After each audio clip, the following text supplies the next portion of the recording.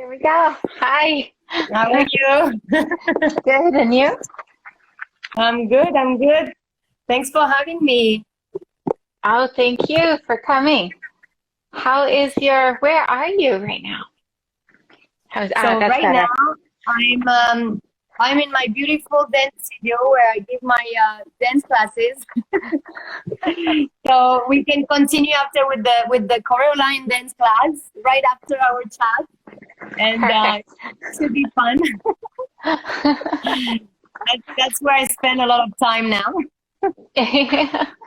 So So you're yeah, still at home, but we'll get to that in the chat probably. yes, So yes, yeah. So what with time is it pleasure. where you are? What I'm time is it sorry. right now? What time is it right now where you Uh, are? it's 5 p.m. Okay. So, could you tell us a little bit about your background and formal training? 'Cause I'm sure many people don't know, like, they either know you as, pair skater or figure skater or dancer, but not all and Right, everything.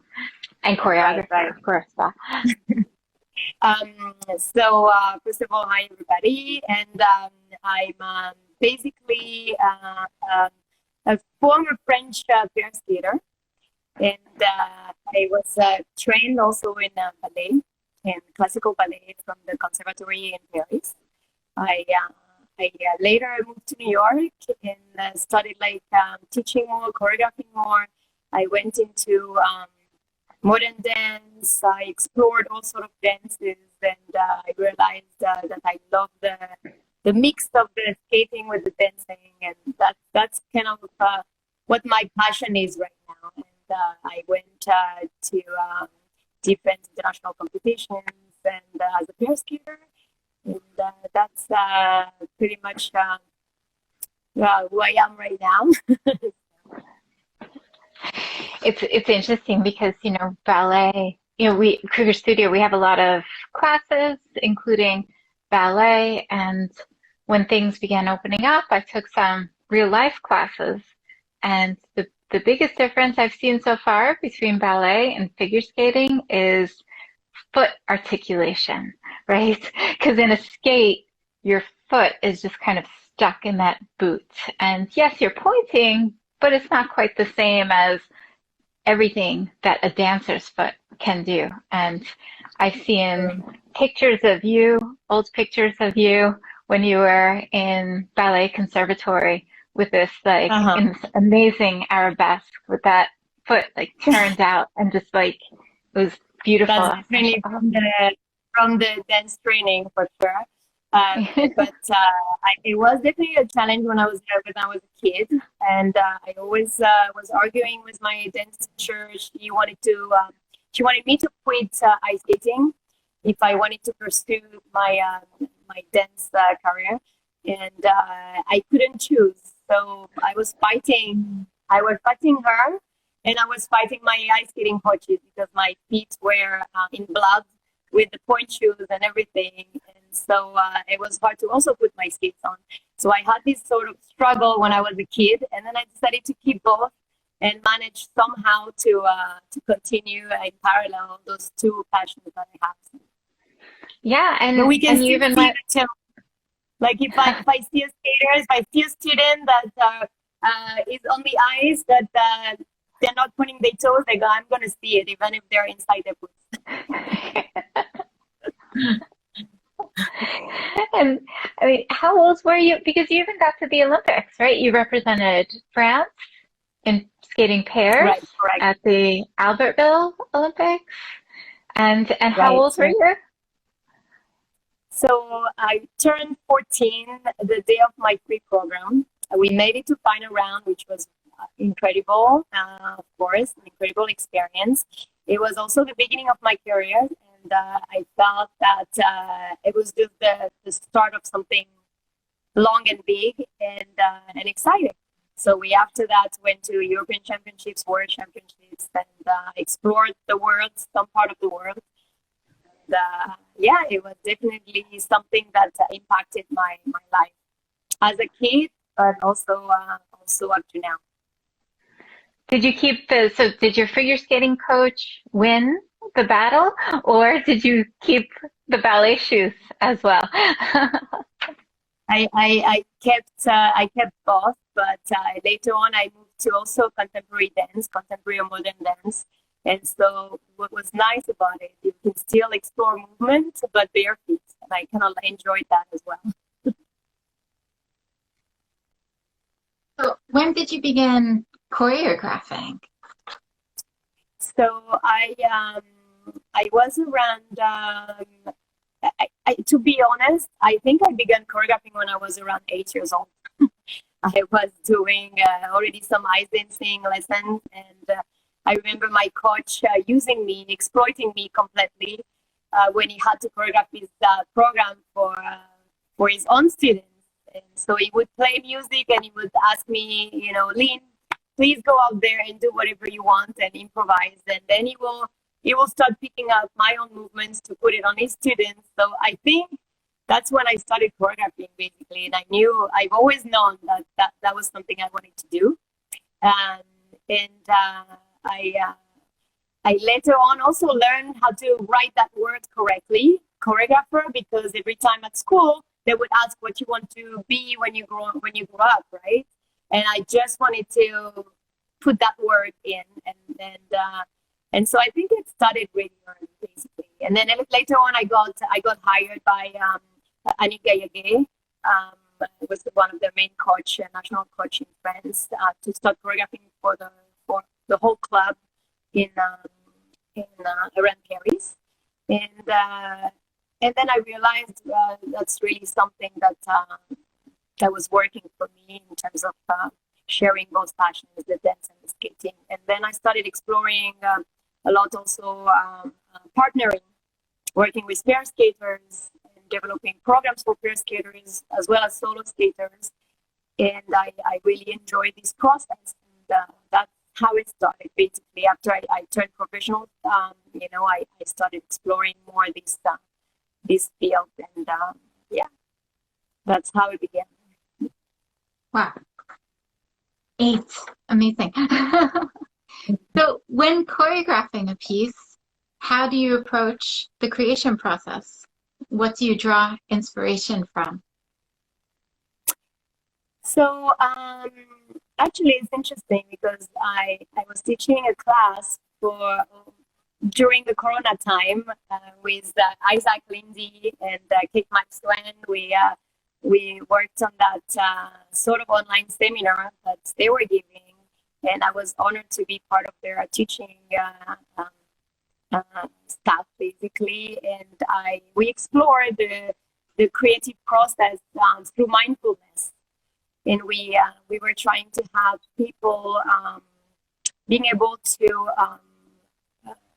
go deeper on their emotions, but also what their surroundings were.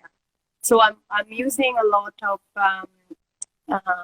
brainstorming sessions with my skaters or dancer or someone that is coming from theater. As I don't only choreograph for skaters, for all kind of performing artists. So it also depends a lot on who I have in front of me. First of all, I try to create a connection with them and to bring trust. So I remove the pressure. I create a sort of safe environment for them to start exploring what they can do and what we can do together. And that's the very first approach to choreographing a piece for me. It can be a skating programs, it can be a dance piece. And that's kind of the collaboration that I enjoy the most. Now, I used, of course, sometimes to help students get to the right place. I used a lot of, as I said, visualizations, but also like shapes.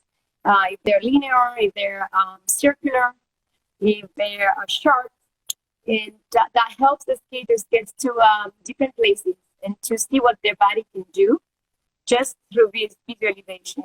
And also, I can use storylines, of course, for some of the programs. It's important to create a message, a story to tell, and it doesn't work for everybody, but it could be a tool. So I have different tools that I use for different people, and that's why I like to call it workshop at first. So when people come to me, I'm like, you know what? How about we start with a workshop and see what's coming out of it? And no pressure. We can throw everything out, or we can keep some of the movement that we're working and explore more and go deeper.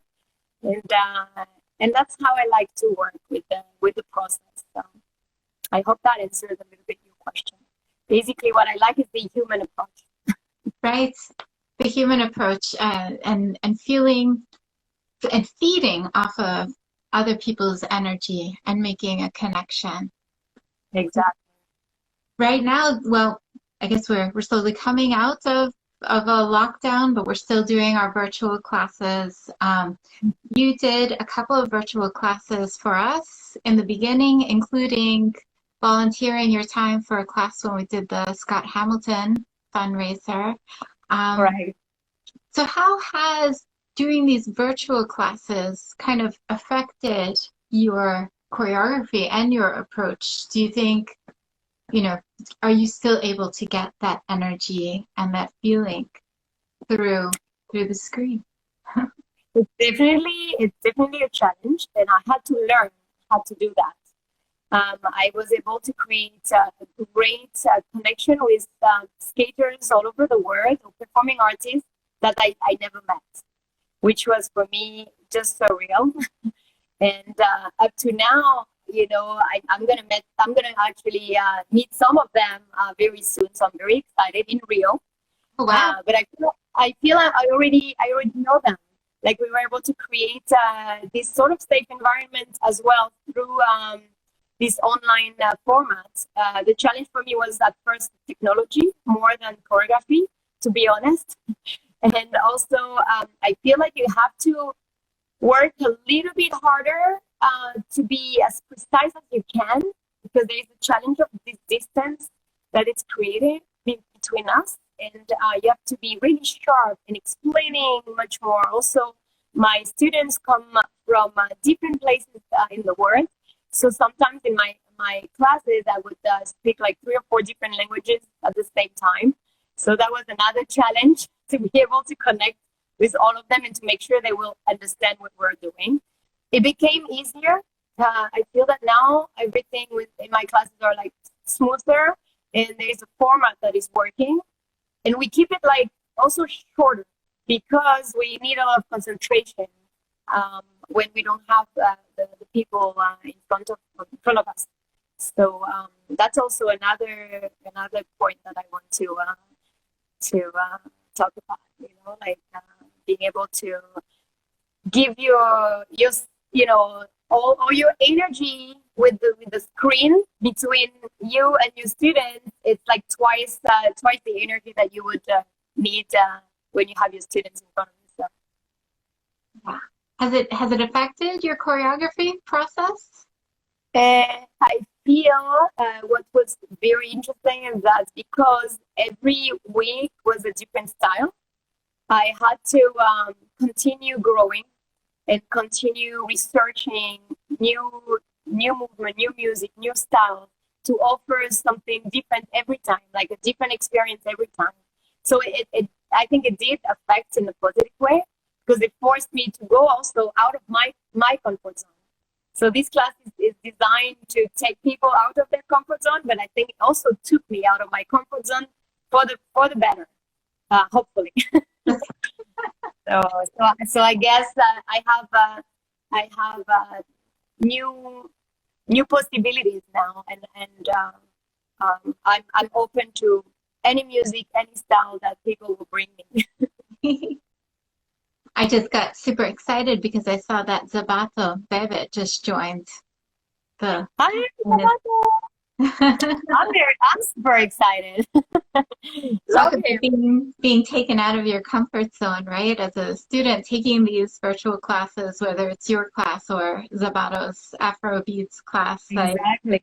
Doing things I've never done before. The best part is I could just turn off my screen or turn off my video. So no one can see. This is a very powerful tool, but as a teacher, we don't quite like it. We like to see people move. We like to see faces. And Zabato, by the way, today I'm going to do a little Afro jazz in my class. You should come check it out. Oh, wow. Wait, now I want to come. Yeah, it's open to all. So you recently choreographed a piece in tribute to singer lazada, where the theme is expatriation. What influenced the creation of this, and what can you tell us about this piece? Is it like I watched it, and to me, I see like Argentine tango, and it's so cool that you can do Argentine tango. You're doing Afro jazz today. It's amazing. Appreciate. It was a beautiful collaboration with a dance company called Compass, and they're based in Tel Aviv. Wonderful energy, and I was very lucky to get to meet Michal Natan and Keren Regev, who gave me the possibility and the opportunity to work as a guest choreographer for this piece, and hopefully for future performances in the fall. So this is the piece that I presented to you is the first piece that we're going to do, and we're going to expand it to more pieces. And it's made with 3 couples. And basically, for me, this theme was dear to me because I moved around in my life. I experienced different countries. I experienced different languages. I have passion for languages as well, as you may know. And that's what I studied as well in college, in the university in Paris. And I always loved to travel. And also, for me, it took me a while to, and I'm still debating to find where I want to live and where I want to finally put my suitcase and feel settled. So I think people who are like expats, they go through the whole process, and basically this piece talks about this process of like, the excitement and the frustration, the problem with communication with a different language, the fact that they feel sometimes lonely before they get to find a community that are here to bring support to them, and until they finally feel that they belong there. And it happened to me with New York. It took me many years to feel as a New Yorker, and I'm sure this will talk to a lot of people. So that's why I wanted to talk about that. And lazada moved also around different countries. All her songs are in different languages, in French, in Spanish, in English, and I really enjoyed that. And you can feel the diversity in her songs and in her albums. And I also felt with this company that I'm working with that I feel the cultural diversity, and they were very, very open-minded. And so it's not Argentine tango, it's actually, this piece is a mix of contemporary dance, Argentine tango, and they're also flamenco dancers. And so we did a lot of partnering work, which was amazing for me. And hopefully we'll get to perform it live very soon. What's the name of the company? As the name of the company is called Compass. Okay. And the name of the piece is called Aliyah. And I am trying now. You sent me the video, and I watched it too. Earlier in this chat, you said that technology has been the greatest. Right. So this talent. I've been there. I've been there. I watched a YouTube tutorial on how to do this, and I don't know, maybe because the lady was British, Instagram is different in England. I don't know. Right. But the little thing that she said that I should click on. I will be happy to share that also. It's later. But for those watching, if you would like to see Lean's piece, we always, on the Krigor Studio YouTube channel, we always put these Instagram live chats on there, and we will integrate the piece, probably maybe right here. Nice. And Igor can just splice it in. He's Igor Lukanen, who is not not a video editor, but during the pandemic has really like done an amazing job with his You video have to editing. adapt, right? You have to learn, you have to keep adapting, and that's what it's all about as well. And it's bringing us to a different place. And it was not all negative, actually. I know we all learned a lot. And he's tuned in and watching. I see this. Really, So other than well, what qualities do you look for in a dancer or a skater when you, I guess, do you select the dancers for the pieces that you choreograph? I did have a sort of audition for this piece. They have their own dancers from the company, and then we also had to explore even more to find like male dancers. And yeah, so we talked with the artistic director and see what would be the best match. And we did this sort of workshop that I mentioned earlier to be able to see if it was the right energy and if it was working, if the collaboration was working also. And it did, and it was fantastic. It was a fantastic experience, and now I'm trying and I'm hoping to opening up to maybe the full cast with the whole company for like a finale piece to have everybody on stage. So that would be fantastic. And a skater, do you select the skaters typically, or do they come to you? So it really depends on the situation. For example, when I used to work with the ICFL of New York, I choreographed with them, and of course we had different options in terms of skaters, and I had a sort of vision in my head of what I needed and what I wanted. So again, at first it was kind of open to all, and then little by little the group kind of created itself. For the 1111, the ensemble piece that I created. So that's how it happened. Of course, there's like the cast from the company, and then you see what could work better for your piece. Now, if you work with the competitive skaters, it's completely different. Sometimes the federation asks you to work with them. Sometimes it's the coach. Sometimes it's the request from the skater himself. And basically, there's all kind of possibilities. What challenges, if any, have you faced as a choreographer other than technology during virtual time? So sometimes we have to create things under pressure. We have to create things on the spot.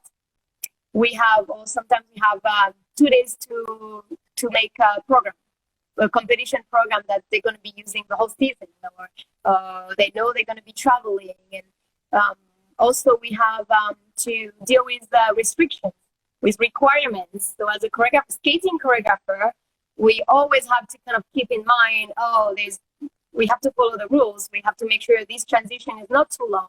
We have to make sure it's comfortable, where I could really enjoy exploring much more or giving them more challenges sometimes. So I get a little bit of that frustration, but we adapt, and it usually works out by itself.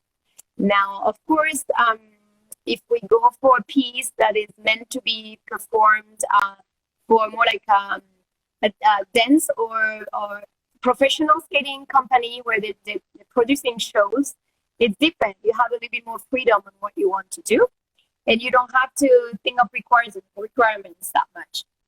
So it's almost liberating sometimes, and you get to kind of really start a story and being able to finish it and develop it more, and not being worried about also the judges or what the coaches are going to think,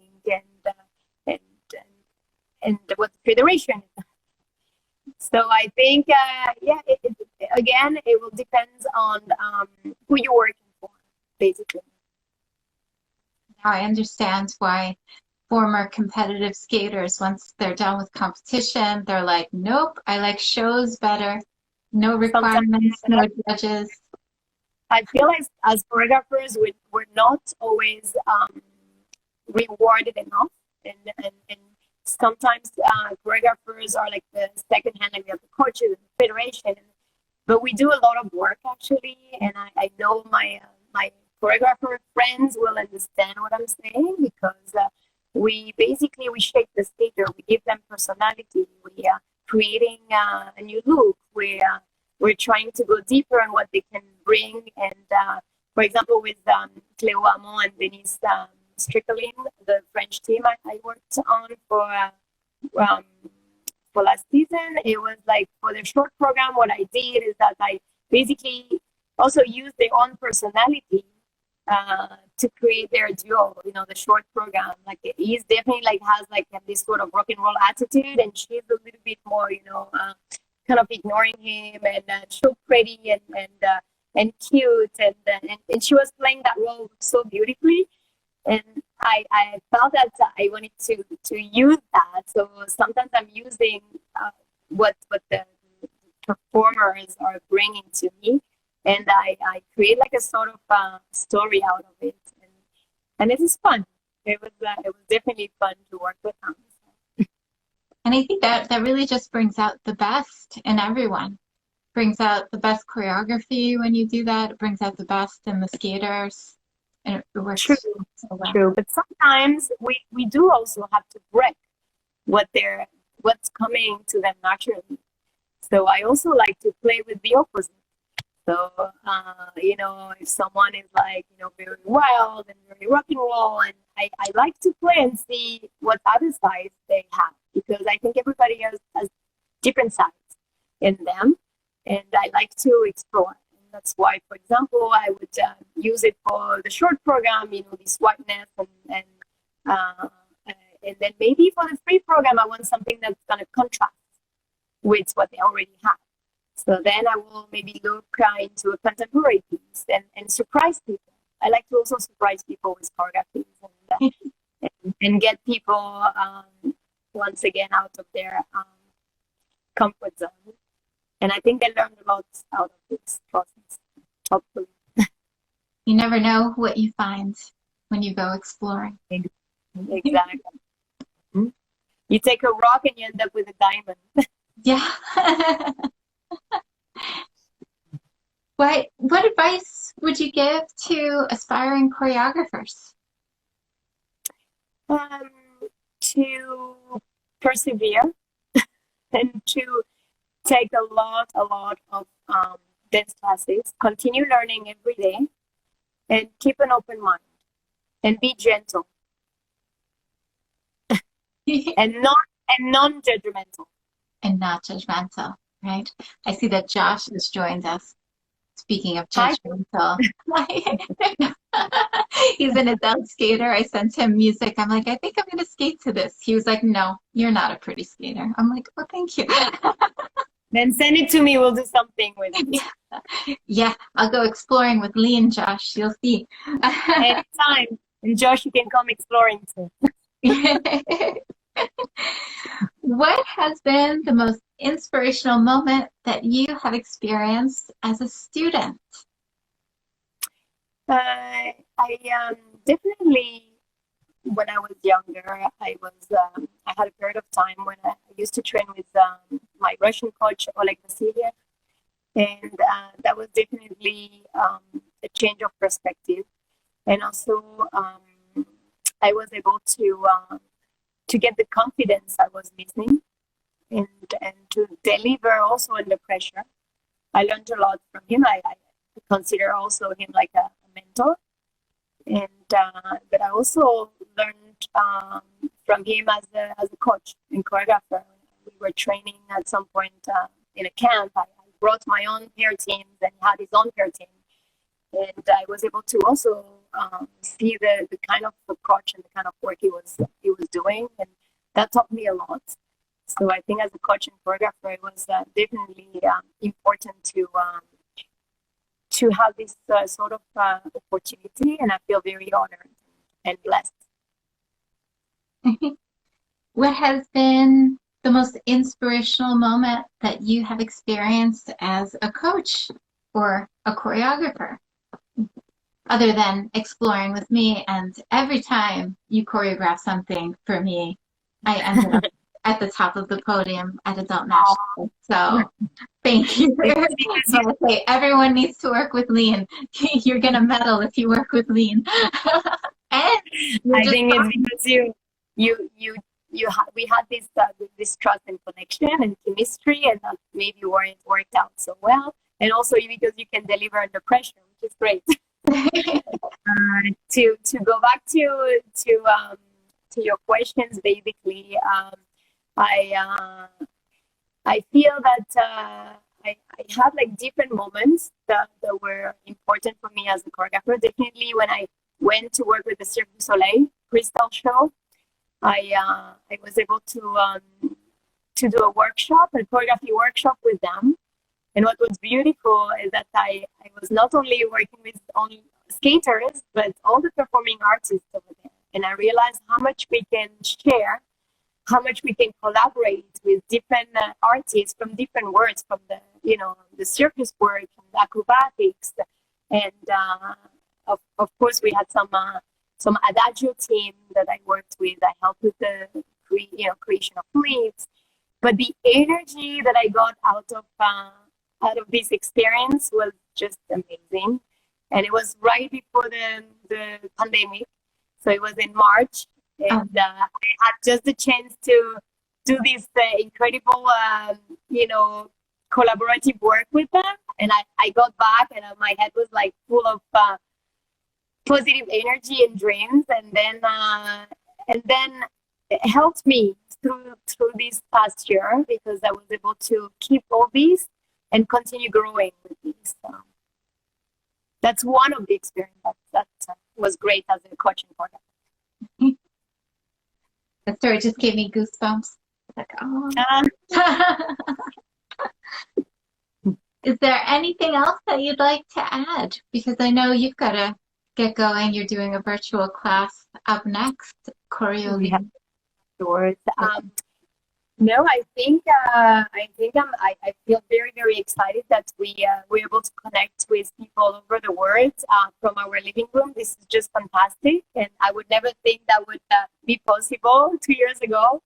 And I hope we can continue sharing ideas and passions together. So I just want to thank you and Krigor Studio and Igor and Kristen and you for this opportunity to have me express some words about what I do. And yeah, I hope we get to share more in the future. Yes, thank you. I'm sure that we will. Thank you, Lynn. Thank you, Rosalia. Bye, everybody. Bye. Thanks so much for joining. Thank Take you. care. Bye. Bye. Bye-bye.